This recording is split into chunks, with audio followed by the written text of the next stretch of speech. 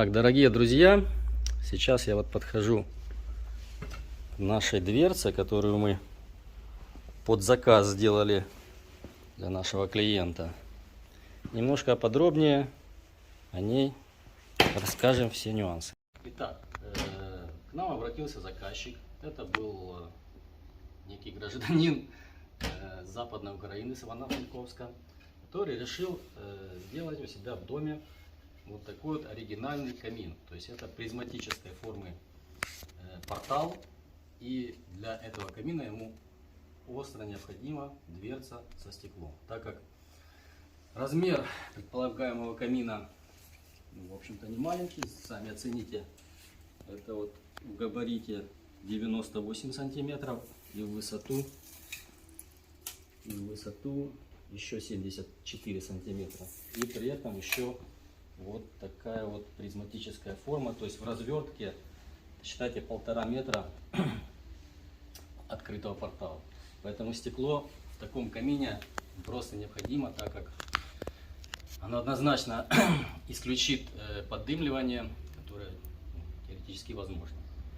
Итак, для воплощения данной идеи, данного заказа, нам пришлось немножко доработать ранее разработанные конструкции дверки с повышенным притоком воздуха, так как, сами видите, проем большой. Необходимо, чтобы через эту дверку заходило достаточное количество воздуха. Для этого у нас есть конструкции дверок прямой плоской формы.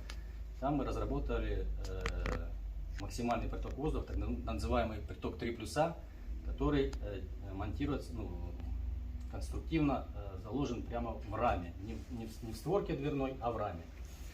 Что собой это представляет? Так, открываем дверку. Вот это технология. Значит, как в верхней части, так и в нижней части мы имеем регулировки, которые позволяют за счет большого сечения притока, отверстий, запускать в камин необходимое количество воздуха. Значит, для этой дверки, так как плечо этой двери достаточно большое, было доработано усилителями рама, петли и так называемый доводчик. Посмотрите, значит, створка садится через роликовый вот такой вот механизм на доводчик, то есть она не провисает и запирается ручкой. Что еще хотелось бы сказать? Стекло здесь, естественно, не цельное. Цельно гнутое стекло в Украине достать под заказ невозможно, поэтому конструктивно здесь применены составные стекла, они подогнаны, они в заводском режиме отшлифованы на станках, очень хорошая подгонка. Вот. В общем-то, идея заказчика была воплощена.